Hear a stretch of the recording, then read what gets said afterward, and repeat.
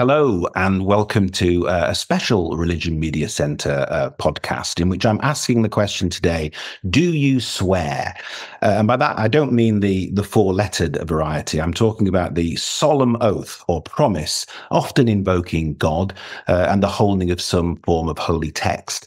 If you were watching the first session of the new Parliament the other day, you may have witnessed a very British tradition that lies at the heart of our parliamentary democracy, a tradition that is by its very design, there to either expose personal faith or increasingly the complete lack of one.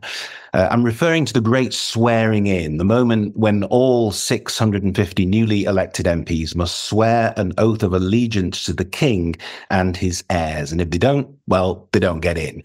So is this merely a historical spectacle in which God plays a major, minor, or absolutely no part at all?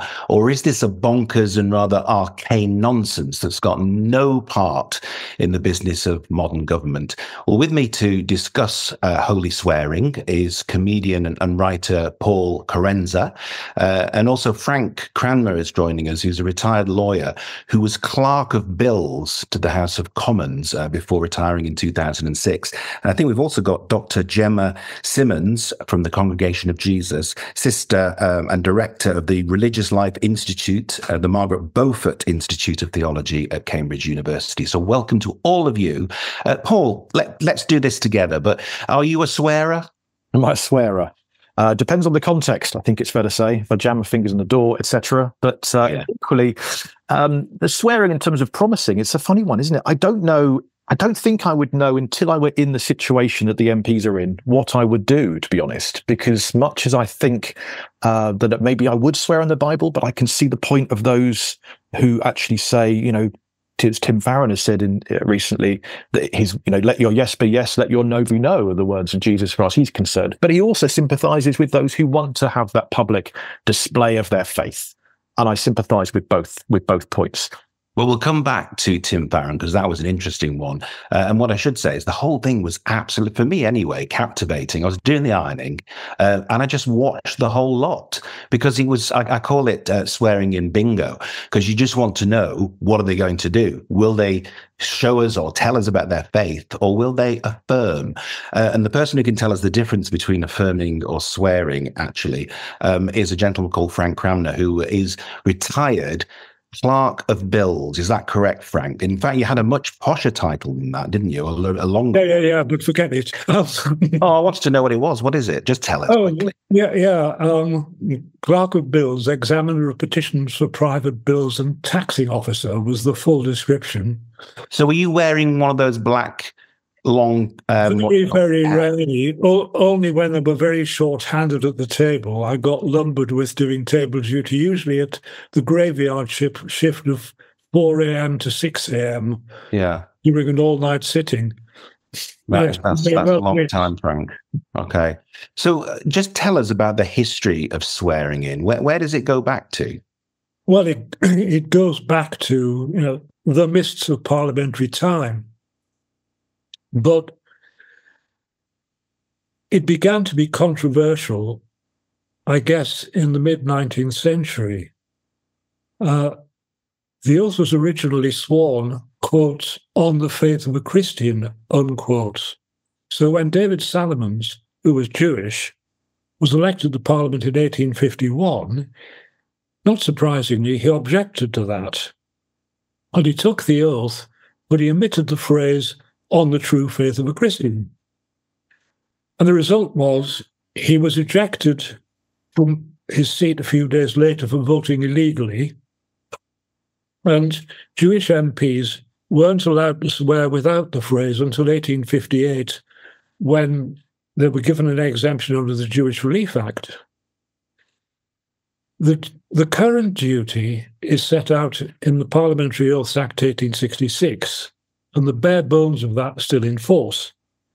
So MPs and peers can't take their seat, speak in debates, vote, or receive a salary until they've taken the oath or sworn an affirmation.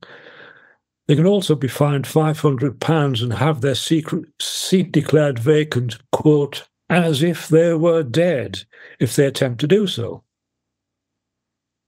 And the oath or affirmation has got to be made in English. There are official translations into Welsh, Gaelic and Cornish, but oddly enough, there isn't one in Irish.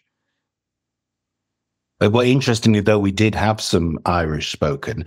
I mean, that's really nice little... Irish if they want to, but there isn't an official translation. No, absolutely. But that's an interesting... Let's just move on a little bit. That's an interesting sort of glimpse at the history of this and what's available. I just want to Paul was you mentioned Tim Farron there, and quoting Jesus as a reason for not swearing. Sister Gemma Simmonds is a theologian of note. I shall have to call you sister because I can't not, as I was brought up by nuns. But sister, what is the theological reason? Let's get all of this out of the way at the beginning. What is the theological reason why some people might have said, I'm going to affirm, but I'm not going to swear?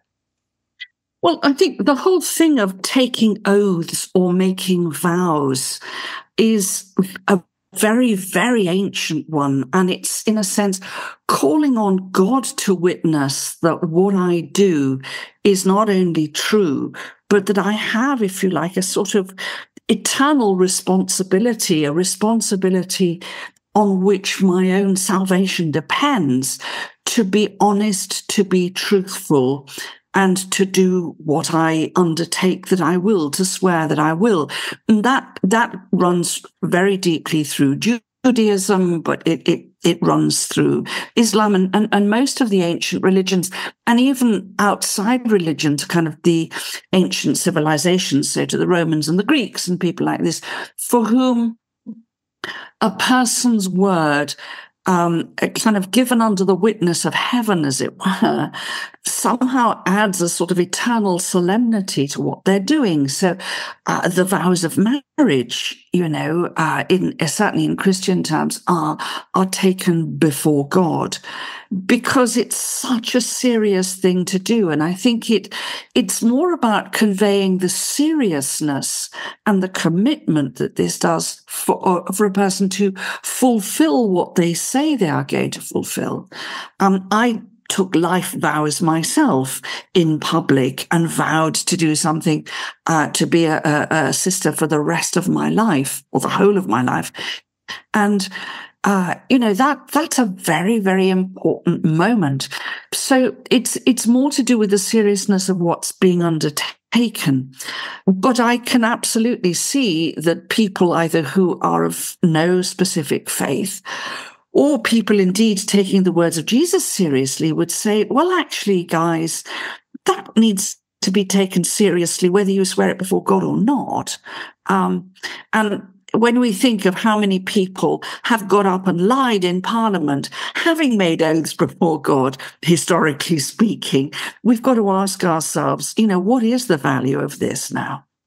But what do you think, Paul? Because there we said that there were people who were swearing, there were people who were affirming, and this huge line. I mean, it was such an orderly queue, wasn't it? I mean, that was just such a British moment, wasn't it? You perhaps in other countries you'd see people sort of fighting to get in front or whatever. But it's such an orderly queue of going forward. What did you make of, Paul, the affirmation or the swearing? Yeah, fighting to get to the back probably, rather than rushing to do it in the first place. But you're right, it was, and actually you're very beginning to this meeting, this introduction. You said, or is it bonkers and something that's no place in Parliament? I wonder if it can be both. Can it be bonkers and very much have a place in Parliament? Because I mean, it's such a British oddity. This is the week of last night at the proms as well, where people were wearing crazy hats bobbing up and down because apparently that's what we do in this country. And, we've got summer fetes down the road. It's Britain's an odd place. So we are an odd island nation. And I wasn't even too familiar with this until last week. Suddenly, you watched it, I believe, on the BBC Parliament channel. I was looking on a Twitter feed where someone was constantly updating with what each person was swearing on or not. Yeah. And I love the fact this has this great history that Frank is talking about there. And it's just the next chapter within that. But of course, as Gemma was implying there, we've lived through what she didn't maybe highlight the last few years, but we have lived through, it's fair to say, a few years where dishonesty has found a place at some places in Parliament. And is this just a charade that people walk through promise, affirm, and then a week later go back to ways that may not be fully intent on following through on those vows? I don't know. Frank, when you get to the front of this queue and there you are standing begowned, if that's actually a verb, and on the desk, on the clerk's desk, you can see all of these various wordings of the oaths or the affirmations. You've got Welsh, you've got Gaelic, Cornish, Ulster Scots, you name it, you've got everything. And just about every holy text that you can think of. What's going through your mind and how do you prepare for that to make sure you've got everything that you could possibly need? Well, I mean, from a clerk's point of view, yeah, just be very careful. You can make a reasonable guess as to what books you're going to need. But I mean, for example, the Quran is always kept in an envelope because some Muslims believe that a non-Muslim should not touch the Holy Quran. So it's handed by the clerk wrapped up. And some people want to swear on the New Testament, others want the King James Bible. We do have lots of experience of this. We've been here before, and swearing on things other than the Bible has been going on for quite a long time. As to affirmation, the big issue was probably Charles Bradlaugh. Charles Bradlaugh was a very devout atheist who founded the National Secular Society when he was elected as a Liberal MP in 1880. And he refused to take the oath. And because he refused to take the oath, he wasn't allowed to take his seat. Whereupon he sued the Sergeant-at-Arms, Mr. Gossett. And he went all the way to the House of Lords, which decided in Bradlaugh and Gossett in 1884 that the matter was a proceeding in Parliament and not, therefore, something that was reviewable by the courts. So they went away and thought about it, and in the end, Bradlaugh was finally allowed to make an affirmation and take his seat in 1886, which was his fifth attempt. Wow. And the Oaths Act 1888 extended the right to affirm, which had already been extended to Quakers and Moravians. I should say in passing I'm a Quaker. It extended the right to affirm to atheists and anybody else who just objected to swearing. So basically, the right generally to affirm as opposed to swear goes back to 1888, which isn't all that long ago. No, it isn't. And I noticed that some MPs, particularly I'm thinking of the Northern Irish SDLP leader, Colm Eastwood, who said, I'm going to say these words, I'm going to affirm, but I do not, I do it because it's the only way I can serve my constituents. And also I think SDLP MP Claire Hanna spoke in Irish, which is what I was referring to before, and then said that she also objected to having to say the words. So there are people that don't even want to affirm or swear, but do so because they see it as something they have to do. And I think we heard Jeremy Corbyn, because the great thing about the House of Commons is there's cameras on, there's microphones the whole time. He said, what a load of nonsense. Clive Lewis said that he didn't really want to affirm to the King either. But do you think, Sister, that we're off the theological point now, but do we really need to be swearing in the House of Commons in order to take our seat? Well, I think there's two things. I mean, I don't know what the answer is to this, but I wonder if for some of them, the objection was not so much swearing on a holy text, but swearing to the king. And therefore it was an objection about monarchy rather than an objection about, swearing as such. But do I think it's important to take people who are going to be our political representatives and make them at the outset give a solemn undertaking that they will do their duty and tell the truth? Yes, I think I do. And I would agree with Paul that, I think it's been devastating for our country. It's been devastating for our general cultural consciousness that people nowadays are inclined to believe that politicians lie. and that politicians don't tell the truth. I think that's a devastating thing to happen in any democracy, because if we cannot believe that by and large public servants will tell the truth and fulfill their duty to the people who voted for them, well, what we're ending up with is anarchy and a total loss of faith in the political process. And, you know, let's have a look at how that's playing out in the United States of America right now, and how that's playing out, you know, in India and other parts of the world, where a loss of faith in the political process and in the probity of those who are responsible for taking the political process forward is having really devastating effects on society. So, you know, whether we make people swear to the king, swear to God, swear to the sun, moon, and stars, the fact that we face them at a moment with a kind of solemn moment of affirmation that what they're going to do is to fulfill their public service, I actually think that's really important. It's more important now than I think it was in the, 18th century when people swore all the time. Paul, I mean, one thing that struck me, and it'd be interesting to get your view, sister, as well as a Christian theologian, but I was actually struck by the amazing display of diversity, which, wasn't always the case. And we had, I'm just run through some of the examples. Obviously, Rishi Sunak, former leader and Prime Minister, swore on the Gita.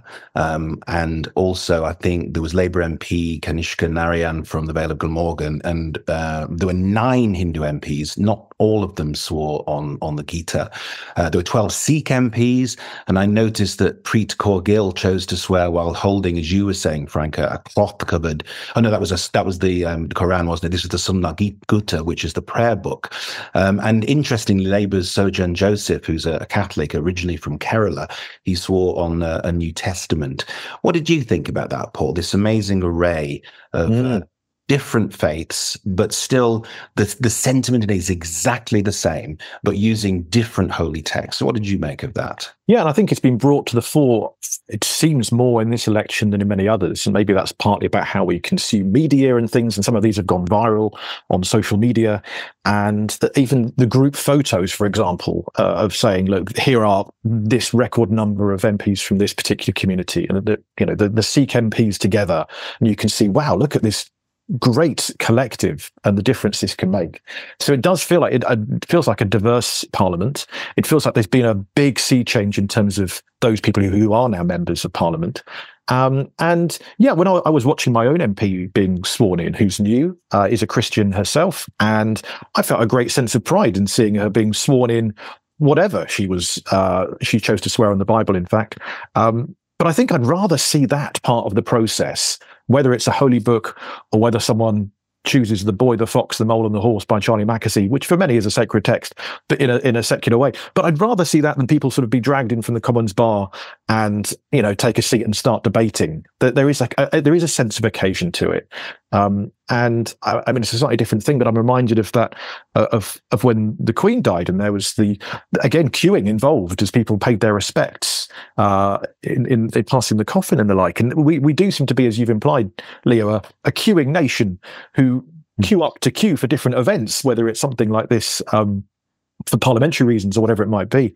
But it does make me wonder that the changes that Frank was talking about over the last, as you say, fairly recently, late 1800s, in terms of easing up the Christian faith into other faiths, could we look at that in terms of an easing up of that promise to the crown, which now seems to be the stumbling block for a handful of people in terms of taking their seat? Because if you can't take your seat and take that income even and serve, if that's the stumbling block, could that be eased up in the way that maybe the Christian faith has been broadened out to others? I don't know. Well, I'll ask Frank that very question in just a second. I should say that there are also 25 Muslim MPs in this parliament, 18 Labour, 4 Independents, 2 Conservatives and 1 Liberal Democrat. And 2, at least, that I saw, Shabana Mahmood from Labour and Naz Shah, both Muslims, wearing headscarves while they did it, but they swore on the Quran. And there are 14 Jewish MPs, I think, think, or maybe more that chose not to particularly identify as Jewish. But Labour MP Matthew Patrick asked to swear on the Torah, which is the 5 books of Moses, and his fellow Jewish Labour MP Charlotte Nichols asked to swear on the Hebrew Bible, which we sometimes refer to as the Tanakh. What do you, Gemma? What do you make of this diversity? Does it matter to you as a Christian that we have this, from my point of view, this wonderful plurality of faiths swearing allegiance?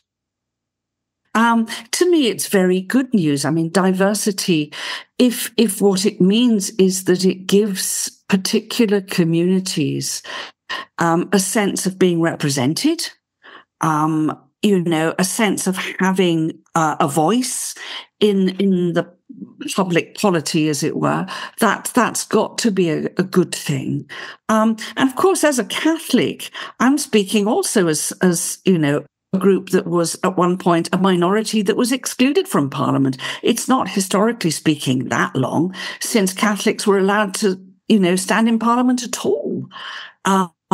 So it seems to me an excellent idea when people feel included, involved in the political process in a way that maybe helps them, ordinary people on the street, to feel this isn't just about a whole load of stuffed shirts in Parliament, but this is about my vote, my participation in the public conversation mattering, and my having a voice. That's got to be good in any democracy. And Frank, just on that point that Paul was mentioning about perhaps we could do more to include those would-be MPs that don't want to swear allegiance to the Crown. What do you make of that? All your years in the House of Commons, do you think that's even feasible? Well, I was a clerk for 37 years, so I kind of got pickled in the stuff. Parliamentary tradition. And you must remember that Parliament consists of the Commons, the Lords, and the Crown. Bills are given royal assent in order to become Acts of Parliament. The speech from the throne, okay, it's the government speech, we all know that, but it's the Crown in Parliament, surrounded by the Lords and his or her faithful Commons. And I guess that the oath in some way still reflects that. There is, however, another point about, so we take an oath and then tell lies. In the Lords, as well as swearing the oath, Lords have to sign the Code of Conduct, and the Code of Conduct is binding. The Commons, sadly in my view, hasn't got there yet. Personally, I think it needs one, and enforceable. That's a very good point. I noticed, clearly there were some MPs who are very devout, whichever their faith happens to be. They were clearly wanting to make a devout statement based on faith. But equally, you kind of got the impression, I heard a couple of them say, when they were asked which holy text do they want to swear on, were heard to say, well, what have you got then? As though they were kind of like choosing from, as I said in my article, the sweet trolley from a Burnley Inn or something. But interestingly as well, there was some kind of talk about which Bible, Gemma, to swear on. And I noticed you talk about Catholics perhaps in the past weren't even allowed to stand, but a few whispers saying, I'd like to swear on the Catholic Bible. Just tell us, very briefly, what's the difference then? Many people were swearing on the King James Bible, which is the traditional one that people ask for, presumably. Frank, but Gemma, what is the difference? What is the Catholic Bible? The Catholic Bible accepts some books or sections of the scripture that are considered to be what's called apocrypha in the Reformed tradition, and that are kept, as it were, in a sort of slightly separate section. It's a quibble, as it were, an argument about translation. There is not a substantial difference between the Catholic editions of the Bible, let's say, and the Reformed editions of the Bible. And in that respect, for a Catholic to put their hand on the scripture scriptures of whatever translation would still carry a great deal of weight, and I would expect it to carry a great deal of weight, whether it was the King James or the Revised Standard or whatever version. There are so many different translations of the Bible to choose from. But I don't think that would affect the kind of the weight of solemnity that swearing on the Bible would have. I wouldn't expect it to, at any rate. Well, it was interesting. I mean, some were very proudly saying, I want the King James Bible to swear upon. Paul, because we were talking before, weren't we, about, King James in himself was a controversial king who was very interested in demonology and wanted to rid Britain of witches. So an interesting person to have his name on the Bible, but clearly people feel that that's a very proud tradition. Yeah, absolutely. And we like tradition in this country, don't we? And quite right too. I think cling to what works, and tradition changes very slowly. It's like steering an ocean liner sometimes in terms of the very minor degrees over the years that we can do with that. So yeah, the King James, I think, probably is now more associated with his Bible, say his Bible, the one he maybe commissioned, than I don't think anything else. No, exactly. Translated it now. There's also the old joke about what the difference is between a liturgist and a terrorist, and the answer is that you can negotiate with a terrorist. When people get stuck into one liturgical form or another, it can get very bloody indeed. And Frank, have you ever been stumped over somebody asking for something that you haven't got? Because again, when you watch, perhaps it's kind of increased in more modern times, but people asking for all sorts of different things. I noticed the 6 Cornish MPs, all of them swore in Kernewek, which is the ancient Cornish language. Have you ever been there and thought, we haven't got that? Because I got the impression that whatever you asked for, it would somehow, by the clerk of the Commons, be found, somewhere under the table, on the table, in the library, wherever. Have you ever been stumped? Not that I'm aware, but as I say, it's a long time since I retired. But on the thing about translations, don't forget, folks, the only authentic text of the New Testament is the Greek one. Translations are just translations. And you mentioned that you were a Quaker, Frank, as well. Does that mean that you wouldn't have sworn on?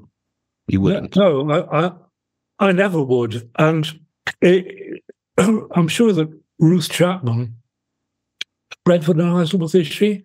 Who's a friend, I know her slightly. She wouldn't have sworn either. The Quakers were first allowed to affirm in the when was it? A long time ago. Mid-19th century. Yes, it's something we just don't do, swear oaths. Well, we've talked about swearing in and we've talked about affirming. We should say, and I think we've got somebody in the audience actually, who is Andrew Copson. And I don't know whether Andrew's prepared to speak, but from Humanists UK. And I know that, Andrew, if you're able to talk, that on your website, the highlight or the headline was, this is the most irreligious parliament yet. Yes. I think, was it as many as 40% affirmed and didn't actually swear a religious oath? Yes, that's right. Just quickly on Frank's point, it was 1833 that Quakers and Moravians were allowed to affirm. So it was very, very early, and no one really minded. In fact, they said there was one MP who said, "If only everyone was a Quaker." The Quaker conducted himself so well in Parliament that they said, "If only everyone was a Quaker." I'm probably rare, and our other staff at Humanists UK are probably rare in that this ceremony was quite boring for us. We watch it every time, and even before it was televised, we used to have a volunteer in the gallery watching it, because it used to be one of the only ways you could really get a sense of where the religious leanings of a new parliament. Are you sitting there ticking off a box saying, religion? That's right. Yeah, we've got a well-worn spreadsheet now that allows us to allows a volunteer to do it every time. And in fact, there was no new religious diversity this time, and everything that was said, whether it was on any text or any oath, had all been said before. So I think I'd pretty much stand by the claim that the most striking thing about the new parliament was the doubling of people who affirmed. And I mean, affirmation isn't directly and necessarily an indication that you're not religious. As you know, as you said, some very religious people will affirm, but it by and large is. And of course, there are many atheists who take the oath. You know, James Cleverly, Tory MP, very famous out atheist, in the first interview he gave when he was elected, took the oath. I saw 8 or 9 members of Humanist UK take the oath on the Bible. Now, why they did it, I don't know. But it's so common that the law, the Oaths Act, even contains a clause that says that the oath is still binding, even if you don't believe it when you say it. Oh. So, I mean, it's a well-known phenomenon that people do that. So I would say that not only was it great to see so much diversity, and it was, because for the first time you feel like the House of Commons is more representative of the country it serves, and that's been true in other ways of this intake as well, ethnicity, gay people, also the greater balance between men and women that there is in Parliament.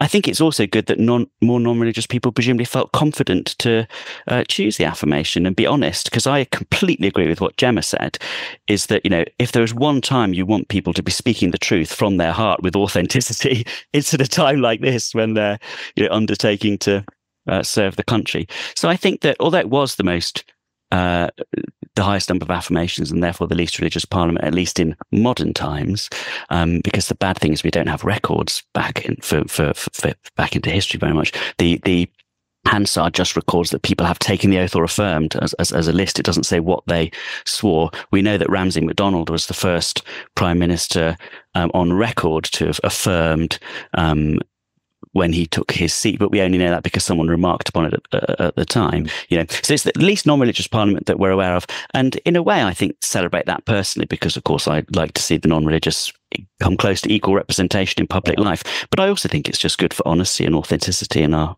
politics. But what I want to be clear on is, Andrew, is do you mind? I mean, you've said that, well, several members of Humanist UK swore an oath. Does it really matter? Or are you here to say, well, actually in 2024, we shouldn't be swearing allegiances with religion involved? What do you actually think about this? Well, I think that that's a good question.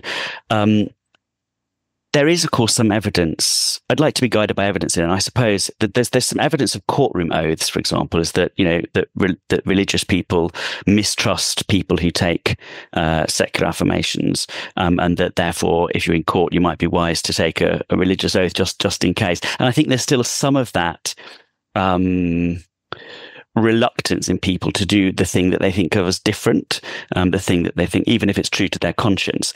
And I think it might therefore be better to have, for example, oaths sworn in private where people couldn't be judged and could therefore speak their own truths. But then again, that would omit the public element, which is so important when you're taking public office. If I was really pressed, I would say it'd probably be better for society if everyone had to take a secular affirmation, but could also, you know, swear the oath on some other occasion, because I sort of think it's good. A bit like recently, Girl Guiding. Recently, it was about 10 years ago now. Recently, Girl Guiding removed God from their promise, and I said to the chief of the Girl Guiding at the time, why didn't you do what the Scouts did, which was that they made an atheist alternative available? So the religious alternative was there, but the atheist alternative was available. And she said, well, it's really important to Girl Guiding that, you know, every girl is equal. Every girl is making the same pledge in the same way, you know, in the same environment. And I suppose the same thing might sort of be true for affirmations of public life. So if you press me, I've not thought about it before, but if you press me, I'd probably say, yes, I'd prefer everyone to take an affirmation to their duty, to their parliament, to the people, for as long as we're a monarchy, to the king. And then if they wanted to do a religious extra, sort of do it on the side. Just a mild preference there. Surprised you're not as kind of on one side or the other, which is very interesting in itself. Let me bring in, I think we've got Paul Bally, who might be able to respond on that as well. Paul, are you able to talk to us? Yeah, I'm really here to listen today because I'm writing about Trump and God. So I just thought there might be a bit of England to weave into it, but I haven't got any formed views on this at all. I mean, I kind of agree with Andrew, although we're not supposed to say that, Andrew, are we? But I think it does help if everybody says the same thing. in the modern world. So I would have thought general affirmation was okay. I mean, the idea of a religious oath is supposed to demonstrate that this is the most serious undertaking that you can make. If your religion is really important to you, then that is the case. But I seem to remember, Leo, in your piece, you said that Jeremy Corbyn prefaced his affirmation with a remark about, "Oh, this is a load of nonsense, isn't it?" And clearly, some people, it's just perfunctory, isn't it? So I'm interested, I suppose, just thinking out loud about what I'm going to write about Trump and go.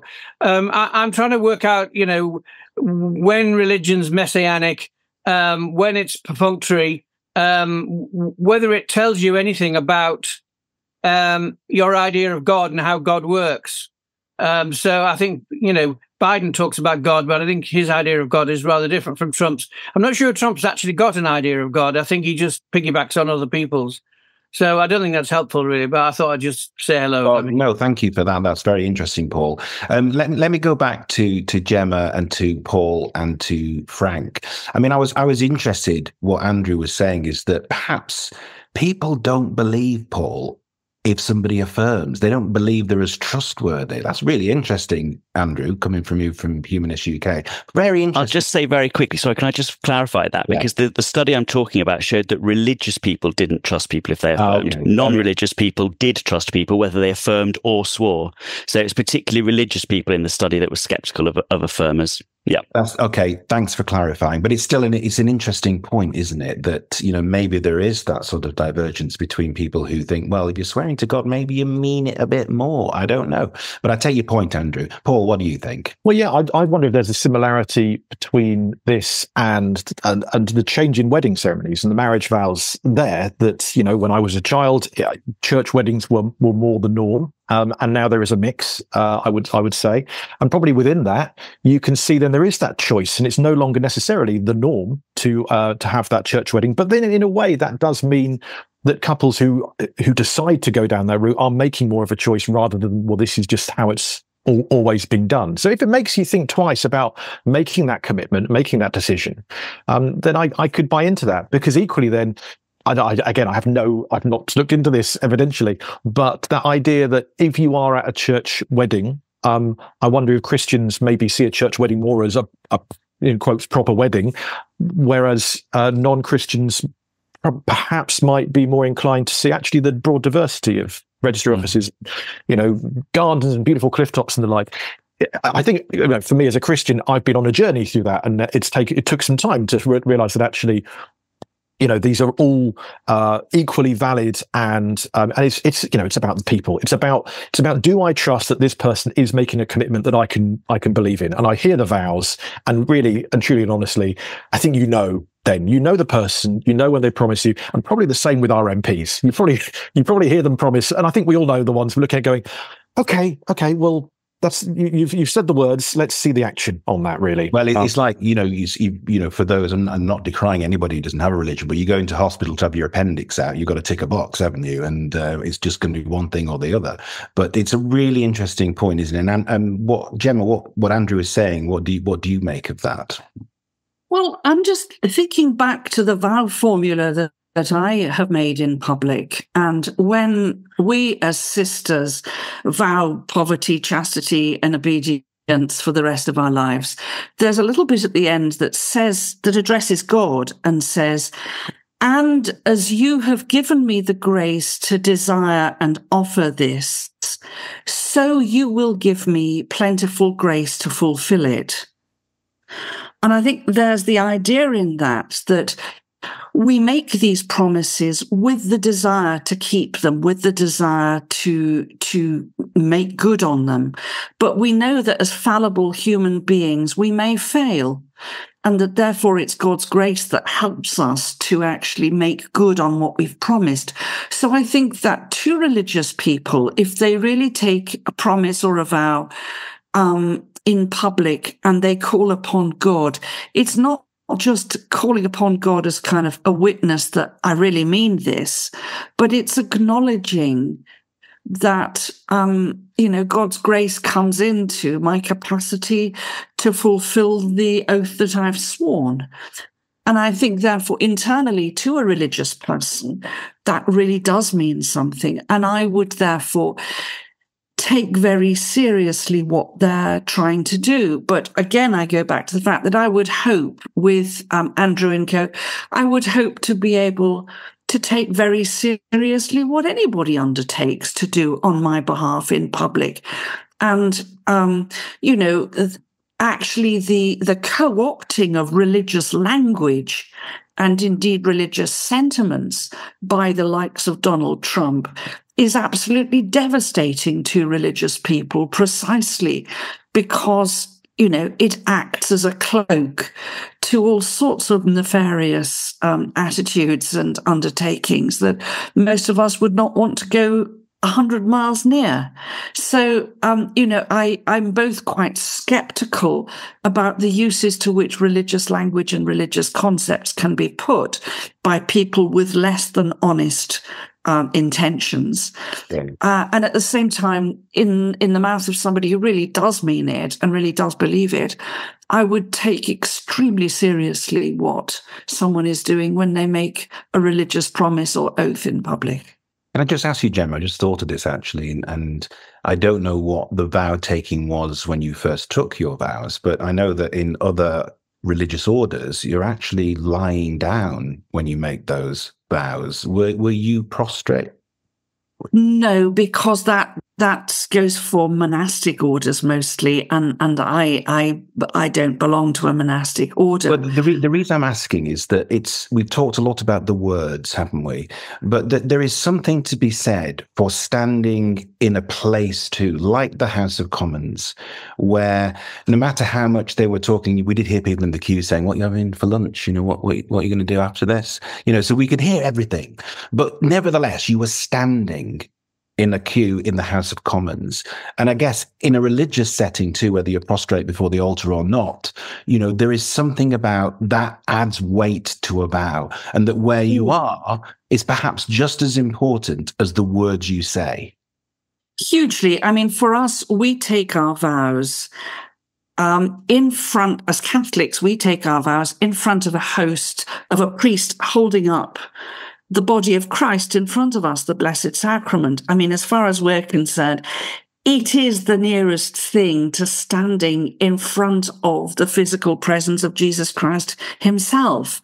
There can be no more solemn context than that.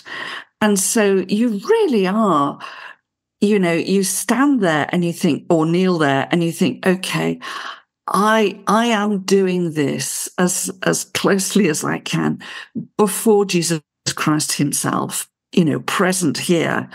And what I'm saying would be as serious as if he were here and I was saying it to him directly.